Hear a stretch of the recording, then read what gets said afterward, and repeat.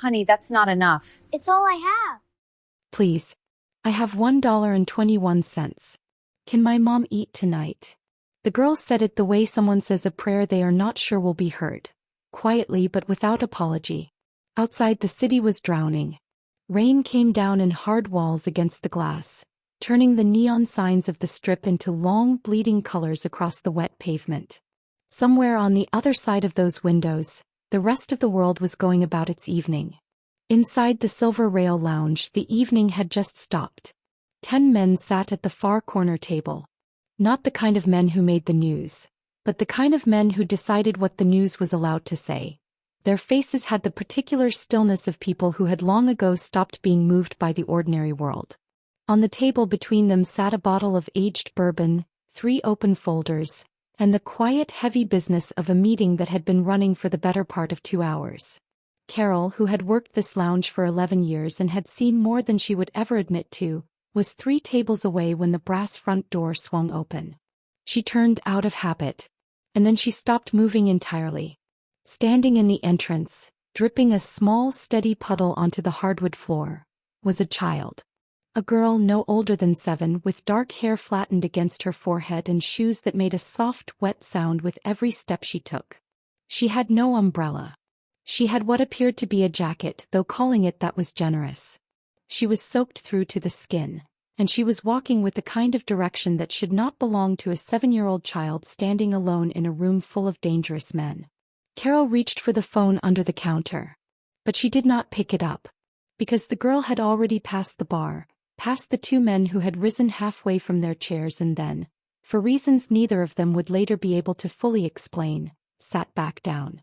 She walked the full length of that room as though she had always known exactly where she was going, stopped at the head of the corner table and opened her fist. The coins came out one at a time. A dime. 2 pennies. Another dime. A nickel. And more pennies, some of them sticky, most of them dark with handling. They rolled in slow, flat arcs across the table, each one landing with the quiet final sound of something small and completely serious. She counted under her breath as the last one settled. "That's $1.21, she said. Her voice was steadier than it had any right to be. "Please. Can my mom eat tonight?" Not one man at that table moved. Viktor Draken, the man they called Cold Iron, the man who had once sat in complete silence while 3 armed men tried to negotiate his surrender and had simply waited until they lost their nerve, looked down at the child in front of him. His eyes moved across her face, across the coins, and then slowly they moved to the thing hanging from the thin chain around her neck. The locket was small. Tarnished silver, gone dark from years without polish. The engraving on its face had worn nearly smooth with handling. He did not need to read it. He had pressed that locket into a young girl's palm at a bus station in the rain 23 years ago, and told her to keep it safe until he came back. Viktor Draken's hand resting flat on the table began to shake. If this story already has you on the edge of your seat, please do not watch alone. Go ahead and hit that like and subscribe button right now, because what Viktor does next and what he finds when he follows this little girl back into the rain is something you do not want to miss. Let's get back to it. Viktor did not move for a long moment. He simply looked at the locket, and the locket looked back at him the way the past always does when it finally catches up with you, quietly and without warning, in a room you least expected it to enter. The other 9 men at the table had enough collective sense to stay completely still. These were men who read rooms the way other people read weather, instinctively and with a healthy respect for what the signs could mean. Every single one of them could feel, without fully understanding why, that something in the air had shifted.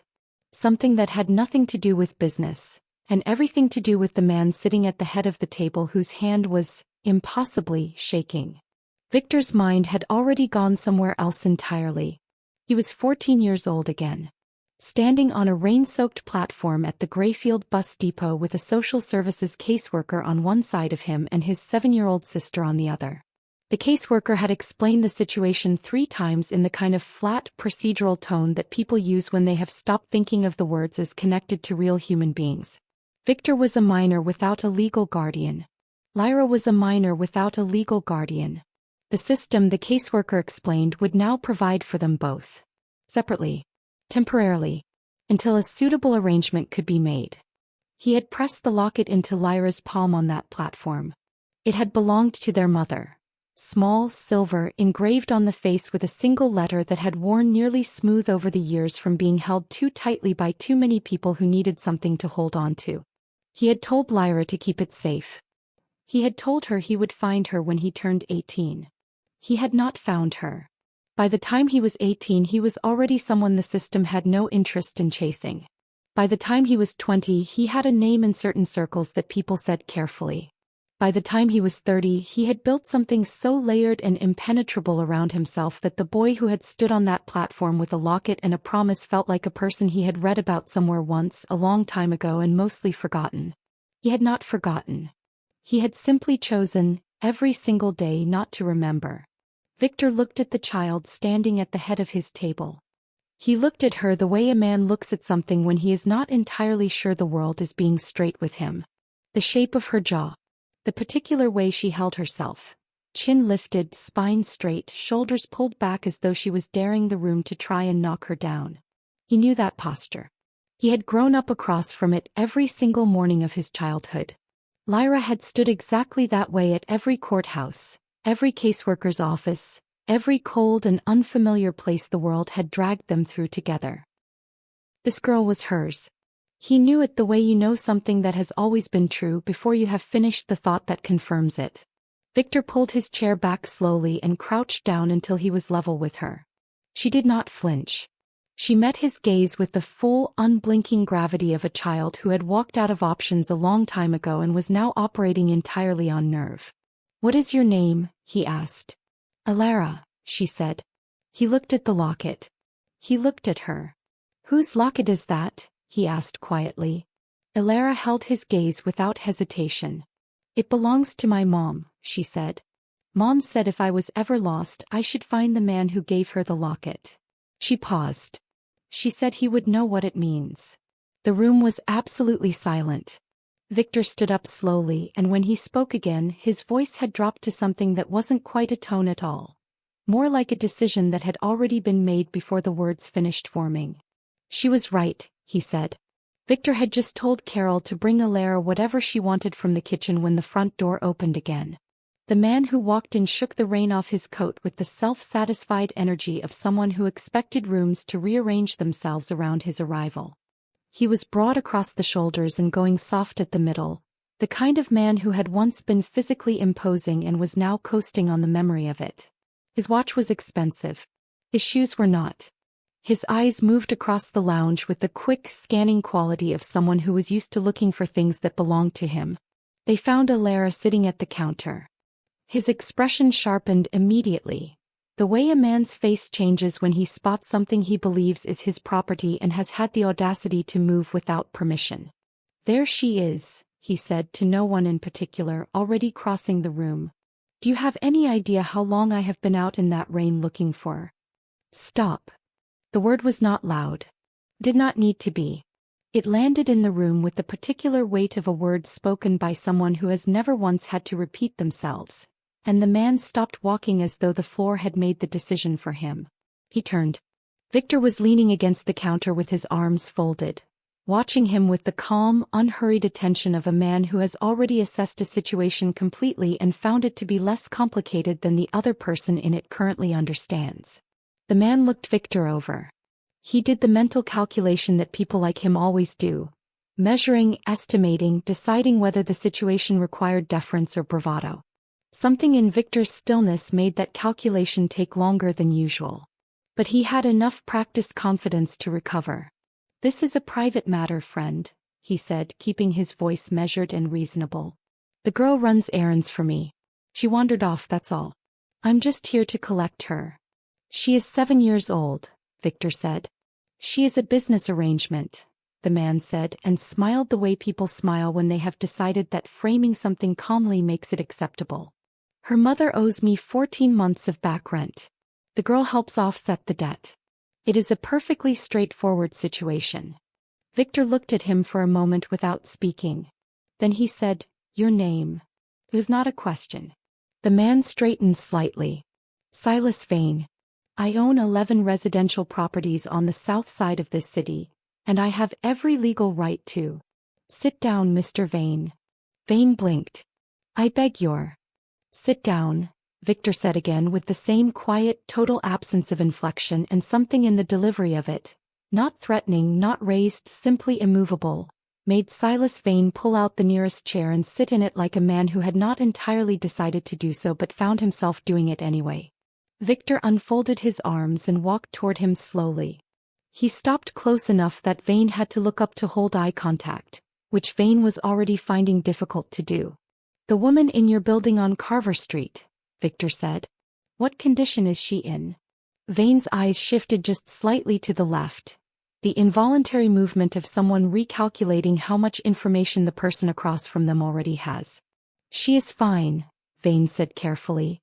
A little under the weather. Viktor studied his face the way a man studies a document he suspects has been altered. Where exactly on Carver Street? Viktor said. Vane opened his mouth.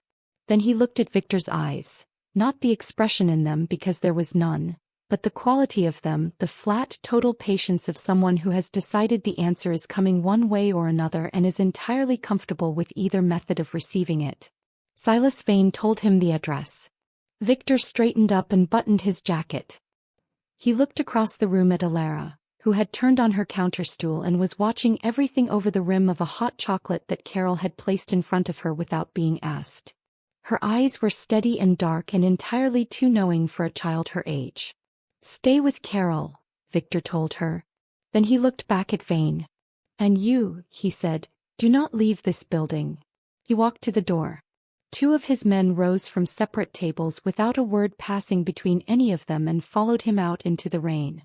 Silas Vane sat alone at the table and tried, with limited success, to look like a man who was not deeply concerned about how the next hour was going to unfold. Carver Street was the kind of address that the city had quietly agreed to stop paying attention to. Viktor knew it the way you know a place you have never visited but have heard enough about to build a picture.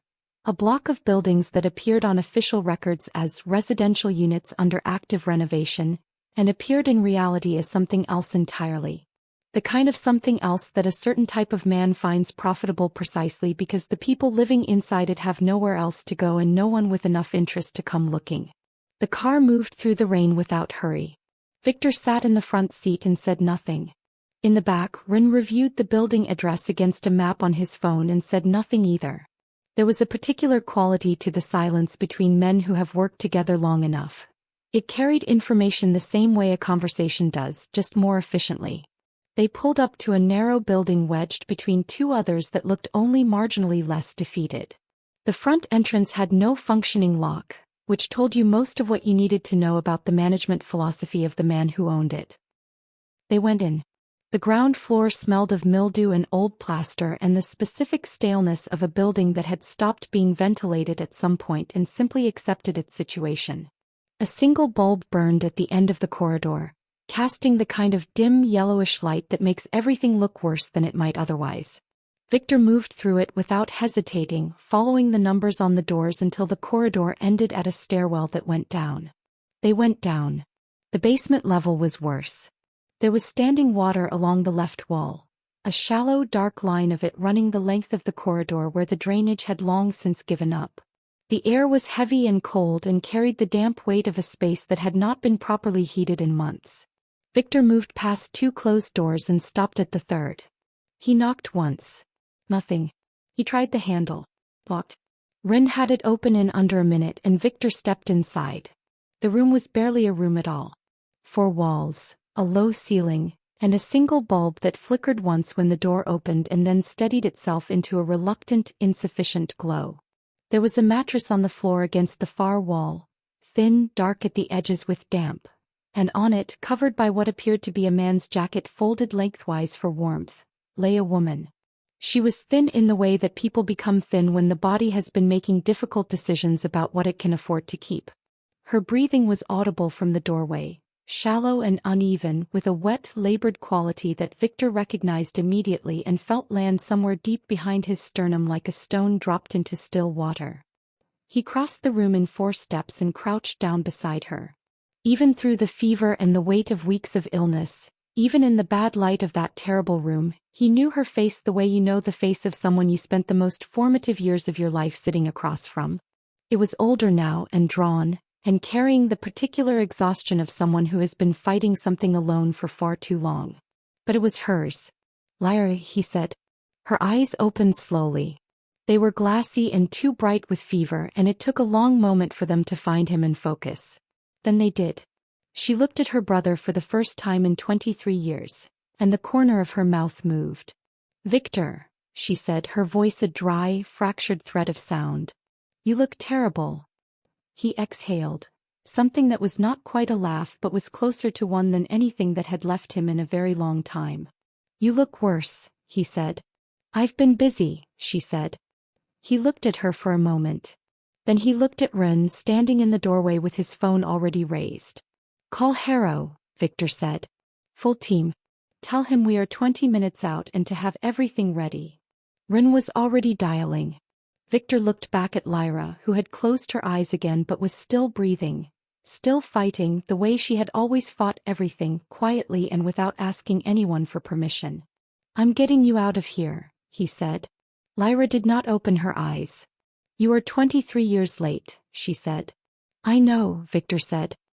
He removed his jacket and laid it carefully over her, and the room was quiet except for the rain pressing against the small high window above them and the sound of his sister drawing each difficult breath like it was something worth the effort.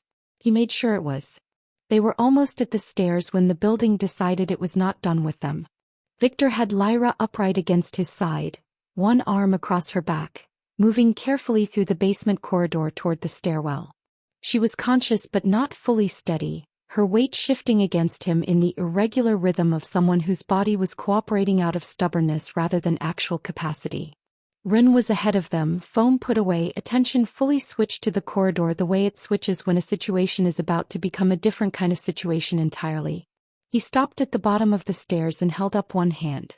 Viktor stopped. Footsteps above them. More than one set. Moving with the deliberate, unhurried pace of people who believe they have the advantage of position.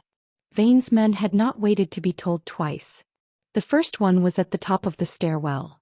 A broad, flat-faced man who had made the reasonable calculation that a narrow staircase was a natural choke point and positioned himself accordingly. It was a sound tactical instinct. He had simply not accounted for the fact that Rin had spent 15 years in environments considerably more demanding than a condemned building on Carver Street, and the calculation was resolved before the man at the top of the stairs had fully processed that it had begun. Viktor kept moving, one hand still firm against Lyra's back. The second and third men were waiting in the ground floor corridor. They had spread themselves across the width of it with the practiced positioning of people who do this kind of work regularly. Viktor noted their stances, noted their hands, and noted the precise moment when both of them registered what was behind him in the corridor and understood that the situation had already been decided before they were consulted about it. It took a short time. It was not graceful. These things never are. The fourth man was standing near the front entrance. He was younger than the others, early 20s at most, and he had the look of someone who had taken this job with a general understanding of its requirements and was now confronting a specific instance of those requirements that exceeded his preparation. He looked at his three colleagues. He looked at Viktor. He looked at Lyra, held carefully against Viktor's side, breathing through her nose with the focused effort of someone who had decided that this was not going to be the moment they gave up. The young man stepped aside without a word. Viktor nodded at him on the way past. He had always respected people who knew when a situation had already reached its conclusion. Getting Lyra to the car was the slow part. The rain was still falling hard and the pavement outside was slick and uneven, and Viktor moved through all of it without rushing because rushing was how people got hurt when they were already hurt. He kept his arm across her back and his pace measured and his eyes on the car idling at the curb 10 meters ahead. Lyra said nothing for most of it. Then about halfway across the pavement she said, "There were 4 of them."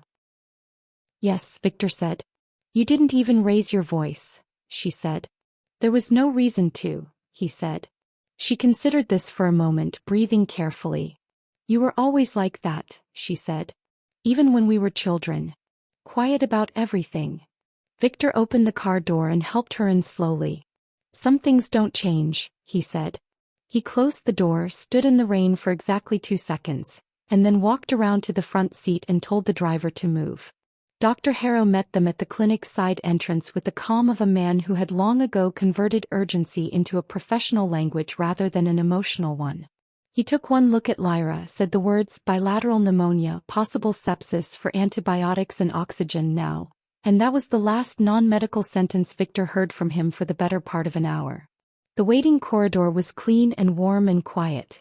3 things that Viktor suspected Lyra had not had reliable access to in longer than he wanted to calculate. He sat in a chair against the wall and did not move.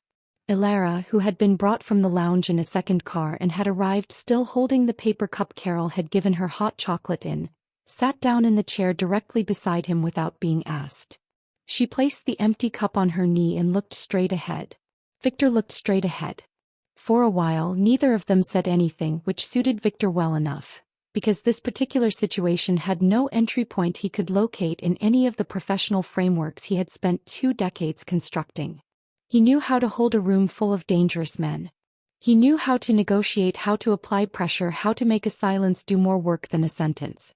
What he did not know, and was currently discovering with some discomfort, was how to simply sit next to a 7-year-old child and be a normal, non-threatening presence. Ilara apparently did not share this difficulty. "Are you scared?" she asked, still looking straight ahead. Viktor glanced at her. "No," he said. She turned and studied his face with the focused, systematic attention of someone conducting a genuine assessment. "You have the face," she said. "What face?" he said. "The one people make when they don't want anyone to know," she said plainly. "Mommy makes it too. When she thinks I'm asleep." Viktor had no immediate response to that, so he said nothing, which was his established approach to situations he had not adequately prepared for. It served him well in most professional contexts. He was less certain it was working here. "Is she going to be okay?" Lara asked. He looked at her. She was watching him with the full, unguarded directness that children deploy before the world teaches them to soften their questions. She wanted an actual answer, not a managed one. And something in the clarity of that expectation made a managed answer feel genuinely impossible. "The doctor is doing everything that can be done," Viktor said carefully. "That's not what I asked," Ilara said. He was quiet for a moment. "I know," he said. She held his gaze for another second, then nodded. A small, serious nod, the kind that means a person has decided to accept an honest uncertainty over a comfortable lie, and looked back at the corridor. Dr. Harrow appeared 40 minutes later. The pneumonia was advanced. Both lungs compromised. The next 48 hours were the window that would tell them what they were dealing with. He said it clearly and without decoration, which Viktor respected, even as the words settled over him like something heavy finding its level. When the doctor had gone back through the door, Ilara said quietly, "Can you make pancakes?" Viktor blinked. "No," he said. "Mommy says everyone should know how," she said. "She says it's a basic life skill." Viktor sat with that for a moment. "I'll learn," he said. Ilara looked at him one more time with that same careful, measuring look she had given him at the lounge. The look that seemed to weigh a person against some internal standard she had developed entirely on her own. Then she leaned over and rested the side of her head against his arm. Viktor did not move. He sat very still, and the corridor was quiet, and somewhere behind that door his sister was breathing. He made sure to keep track of that. The warrant arrived on the second morning. Viktor was in the clinic's small side office, working through what Wren had compiled on Silas Vane overnight when his lawyer called. The man's name was Gerard, and he was not a person given to dramatic inflection, which made the particular quality of his tone on that call worth paying attention to. "They have filed an emergency protective order," Gerard said. "Signed this morning by Councilman Edgar Halloway. It names you as having forcibly removed a minor child from lawful custody." A brief pause. "It names Ilara specifically." Viktor set down the file he was holding. "On whose authority is Vane listed as her lawful guardian?" "That is the part you need to understand," Gerard said. "There is a guardianship document on file with the city. Signed, stamped, and dated 18 months ago. It cites parental incapacity and names Silas Vane as the child's legal custodian of record. Viktor was quiet for a moment. That document is fraudulent. Almost certainly, Gerard said. But it is also real. And until it is successfully challenged in court, it is the document that exists. Which means that from a legal standpoint, what you did on Carver Street last night looks considerably less like a rescue and considerably more like what the warrant says it is. Viktor walked to the office window. The city outside was gray and still damp from the previous night's rain, going about its ordinary morning with no awareness that somewhere in its bureaucratic machinery, a piece of paper had just been deployed as a weapon. This was, he reflected, the more sophisticated kind of trap. Not the kind built from muscle and threat which he knew how to dismantle. The kind built from paperwork and process and the deliberate patience of men who had learned that the law, applied selectively and with the right signatures behind it, was more durable than anything you could construct from force. Councilman Edgar Halloway had been signing Vane's variance permits for 6 years. Viktor had seen the pattern in Wren's files. The donations recorded as consulting fees, the permits issued within days of each payment clearing, the 14 properties that should have failed basic inspection continuing to operate under the quiet protection of an elected official who had confused his office with a private business arrangement. Halloway was not trying to protect Vane out of loyalty. He was trying to protect himself. And the fastest way to do that was to make Viktor the story rather than the slumlord. "I need 3 things from you today," Viktor said. "A formal challenge to the guardianship document, a full audit request on every variance permit Halloway's office has issued in the last 6 years, and a complaint filed with the city ombudsman before close of business." Gerard was quiet for a moment. "That is an aggressive posture." "It is an accurate one," Viktor said. He ended the call and stood at the window for a moment longer. Then he turned. Through the glass wall of the office he could see into the corridor, where Alara was sitting cross-legged on a waiting chair with her shoes off, apparently explaining the rules of a card game to one of his security men, who was nodding along with the careful attention of someone who suspects the rules are being revised in real time but cannot identify the specific moment it is happening. She looked up and caught Viktor watching her through the glass. She held up a card. He did not smile. But something in his face shifted slightly in a direction it had not shifted in a very long time. He picked up his phone and called Wren. "Find me everything that connects Halloway to Vane," he said. "Everything. Go back as far as it goes." "How thorough?" Wren said. "Thorough enough that there is no version of this where either of them walks away clean," Viktor said. He looked back through the glass at the corridor. "Nobody uses paperwork as a cage around my family," he said and hung up. The offer came through a lawyer named Fenwick. He was a trim, carefully presented man in his 50s who arrived at the clinic's ground floor reception at 11 in the morning carrying a leather document folder and the practiced composure of someone who delivers uncomfortable proposals for a living and has made peace with that fact.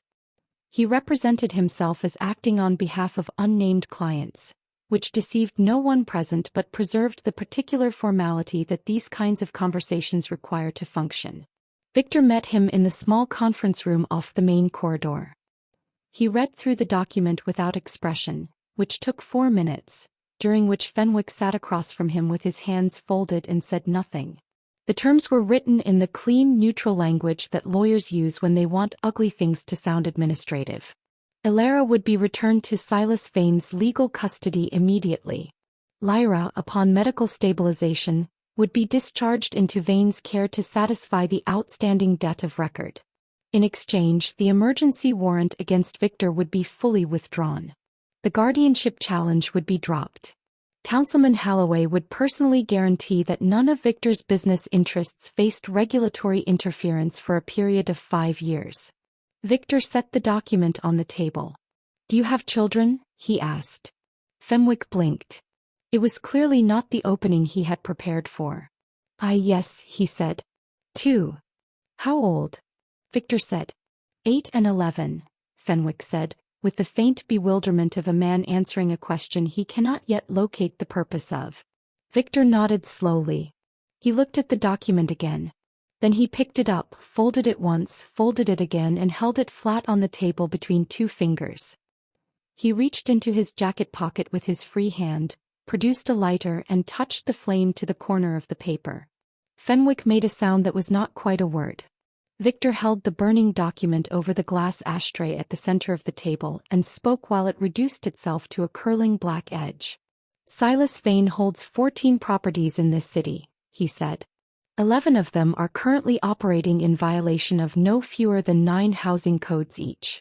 I have signed statements from residents in 6 of those buildings. I have a forensic accountant's report showing that Councilman Holloway's office received payments from Vane's accounts, recorded as consulting fees, within an average of 11 days of each variance permit being issued. He set the last burning corner into the ashtray and watched it finish. My lawyer filed 3 motions in city court this morning. The ombudsman's office received a formal complaint before noon. The window for a quiet resolution of this matter closed yesterday. The room smelled faintly of ash. Fenwick looked at the tray. He looked at Viktor. Something behind his composed, professional exterior had shifted into a register that was closer to genuine. They will not accept this, he said carefully. Mr. Draken, these are men with resources and with reach, and if you remove the possibility of negotiation they will. I know what they will do, Viktor said and stood. He straightened his jacket with the unhurried precision of a man who has already moved past the conversation he is still technically in. Tell your clients that cold iron is no longer available for negotiation. He paused at the door. But Viktor Draken is not going anywhere. He left Fenwick sitting alone with the ash. On his way back down the corridor he stopped at Lyra's room. She was awake, propped slightly upright, breathing with more steadiness than the previous day, her eyes carrying the particular sharp attention of someone whose body is still compromised but whose mind has never once agreed to slow down with it. You burned something, she said, reading his face the way only a sister can. A contract, he said. She studied him for a moment. Was it a good offer? It was an obscene one, he said. Lyra looked at him quietly. Good, she said. Sit down. You're hovering. He sat down. Outside the window, the city went about its afternoon, and in a building across town, 2 men who had mistaken Viktor Draken's patience for negotiability were beginning to understand that they had made a significant error in that assessment. They came at 4 in the morning, which is the hour that people choose when they want the darkness to do some of the work for them. There were 6 of them. Not Vane's usual arrangement of hired inconveniences, but something more deliberate. The kind of men that a frightened, cornered person assembles when they have concluded that the cost of doing nothing has finally exceeded the cost of doing something they cannot take back. They came through the clinic service entrance, which had been left unlocked from the inside by a staff member who had been paid more in a single conversation than he earned in 2 months. It was the oldest kind of betrayal, not ideological, not personal, simply financial. Viktor's security team caught 3 of them in the ground floor corridor before they reached the stairwell. The other 3 made it to the stairs. Viktor was already in the upper corridor when they arrived at the top, and what followed was brief and definitive and conducted almost entirely in silence, because that is how these things go when one side has significantly overestimated the gap between their preparation and the other side's. But in the space of it, in the 30 seconds of noise and motion and the specific chaos that erupts when a plan meets its first real point of resistance, one thing went wrong. Alara had woken up. She was 7 years old and she had been sleeping in a room 2 doors down from her mother for 3 nights in a place full of quiet, serious men who changed positions in the corridor at regular intervals and would not fully explain why. Children's instincts about threat are considerably more calibrated than adults generally account for. When the noise reached her from the corridor, she did not hide. She went looking for her mother, because that is what a child does when the world becomes loud and uncertain and the one constant they have ever been able to rely on is a single person in a room nearby. She pushed through Lyra's door just as one of Vane's men came through it from the corridor side. He raised the weapon. Lyra was already moving. She had been sick for 6 weeks. Her lungs were damaged and her body was operating on reserves it had nearly exhausted, and her doctor had given her clear, unambiguous instructions about remaining still and conserving every unit of strength she had left. She had listened to all of it attentively and agreed to all of it completely, and in this moment she did not think about any of it for even half a second. She crossed the room and stepped in front of her daughter. The shot took her in the left shoulder. She went down and Alara went down with her, catching her mother by both arms with the fierce, terrified grip of a child who has made a decision about letting go, and the decision is no. Viktor came through the door 4 seconds later. 4 seconds. He would carry those 4 seconds for a long time. Lyra was on the floor with her daughter pressed into her side and her jaw set against the pain with the same rigid, refusing stubbornness she had brought to every difficult thing life had ever placed in front of her. She looked up at Viktor and her voice when it came was thinner than he had heard it. "She's fine," Lyra said. "I'm fine." A breath. "Get the doctor." Dr. Harrow operated within the hour. The bullet had passed through the shoulder cleanly, which was the best available outcome of a very terrible situation. The surgery itself was successful. But it cost her what she had left. Her lungs had carried too much damage for too long. The surgery had drawn from a reserve that was simply no longer there to draw from. Harrow told Viktor in the corridor afterward with the directness of a man who respects the people he is speaking to enough not to soften what is true. Lyra died on a Thursday morning as the sun came up. Viktor was beside her. He had been beside her through the night, and she had been awake for most of it, talking in the quiet, unhurried way of someone who has made their peace and is now simply choosing how to spend the remaining time. She talked about small things. A park near the first foster home that had a broken swing she had loved anyway. A book she had never finished. The specific sound of Alara's laugh, which she described with such precision and warmth that Viktor could hear it clearly without needing to be in the same room.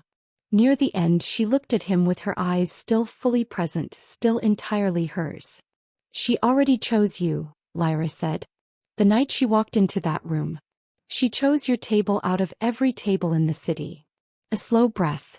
"That was not an accident." Viktor held her hand and said nothing. "You were always the steady one," she said. "You just spent 20 years pretending otherwise." He stayed with her until her breathing stopped, and the room was quiet, and the sun was fully up by then, pale and unhurried, laying itself across the white walls of the clinic with a gentleness that had no business existing on a morning like this one.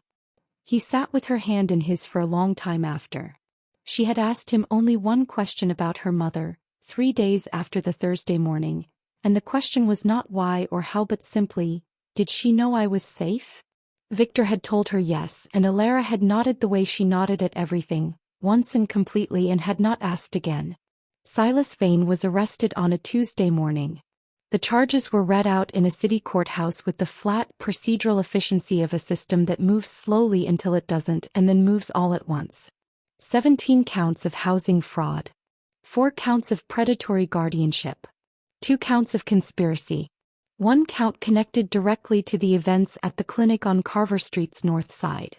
Councilman Edgar Halloway resigned from public office the same afternoon, citing personal health concerns, which was the political equivalent of a man quietly leaving a room he had set on fire and hoping nobody noticed the smell on his coat. Gerard called to confirm it was done. Viktor thanked him and ended the call and sat for a moment in the same chair in the same corridor outside Lyra's room, empty now, cleaned, reassigned, where he had spent the better part of the previous week. The clinic was quiet around him. The city outside the window was doing what cities do, entirely indifferent to the fact that something had shifted inside it. He sat with that for a while. Then he stood up and he got to work. The 14 properties Vane had operated were transferred under emergency receivership. Gerard's office coordinated with a housing advocacy group to begin proper assessments of every building.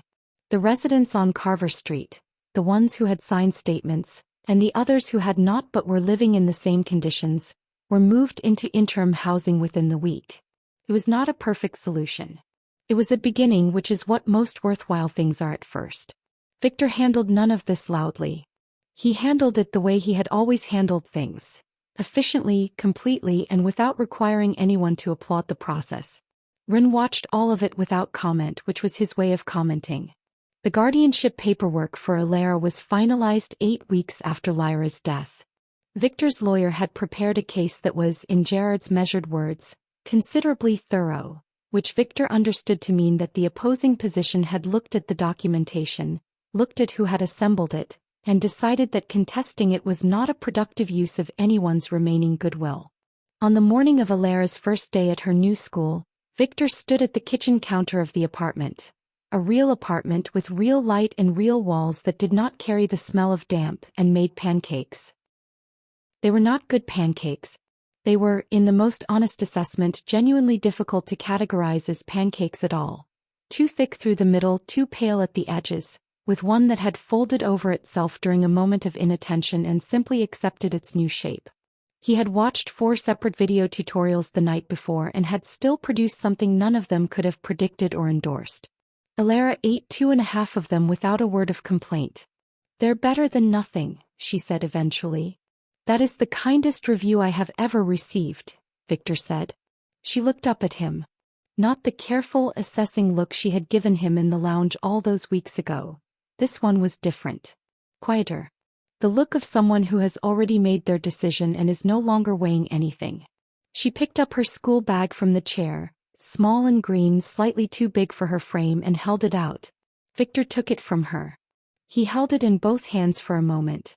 A small, light, ordinary thing, printed with a cartoon bear on the front panel, the kind of object that belongs entirely to the world of children in safety and unremarkable Tuesday mornings. His hands, which had built things and broken things and carried the evidence of both in the lines across his knuckles, held it carefully. He held the door open. They walked out together into the morning, the man and the girl, moving down the front steps of the building and onto the pavement where the sun was already up and the air carried the particular clean quality that follows a night of rain. The street was ordinary and bright and going about its business, and they moved through it together at the pace of a child with somewhere to be and an adult who has finally, after a very long time, somewhere to be also. Viktor Draken carried her backpack the entire way. He did not once put it down. If this story moved you the way it moved us in the telling of it, go ahead and hit that subscribe button right now. There are more stories like this one waiting for you on this channel. Stories about ordinary moments that turn extraordinary, about the most unlikely people finding the most unlikely grace, and about what happens when the hardest hearts finally decide to open. You do not want to find those stories halfway through. Subscribe, turn on the notification bell, and we will make sure you are there from the very first word.